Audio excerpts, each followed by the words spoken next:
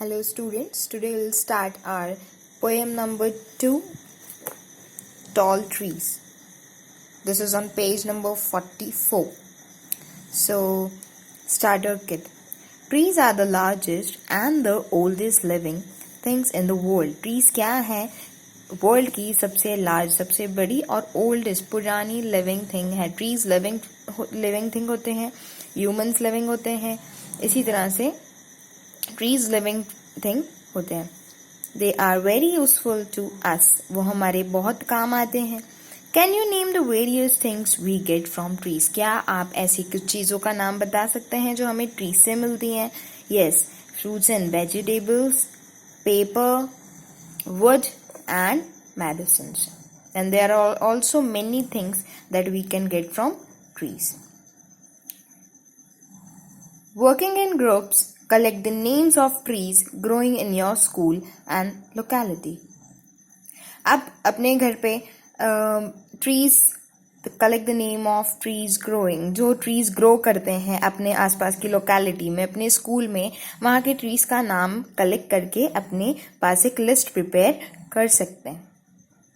Now get set.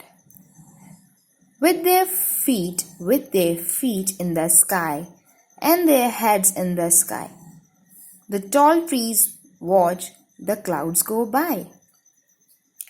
अब वो जो ट्रीज हैं वो अपने फीट से अर्थ पर हैं, जमीन पर उनके पैर हैं और आसमान में उनका सर है. Head means sir.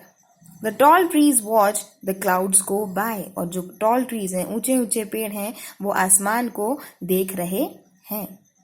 When the dust sinks quickly, the birds to rest, the tall trees shelter them safe in our nest. When the dusk, what is the meaning of dusk?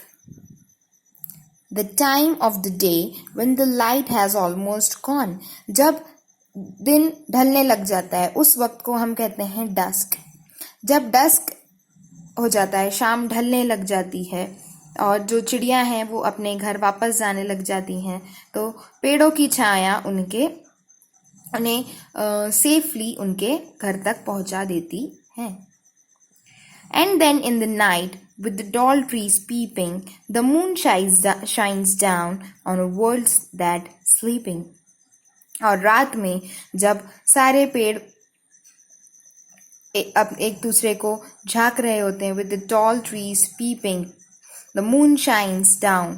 जो moon है, जो चांद है, वो भी नीचे आ जाता है. on a world that sleeping. और वो किसे देखता है? पूरी दुनिया जब सो जाती है वो उन्हें देखता है. सो यहाँ पे हमारी पीपिंग मीन्स लुकिंग सीक्रेटली, चुपचाप से देखना. तो सारे पेड़ झुक जाते हैं और सब आसमान जमीन पर आके पूरे वर्ल्ड को जो सो रहा होता है उसे देखते हैं. सो ये चैप्टर का एक्सप्लेनेशन यहाँ पर फिनिश हुआ है.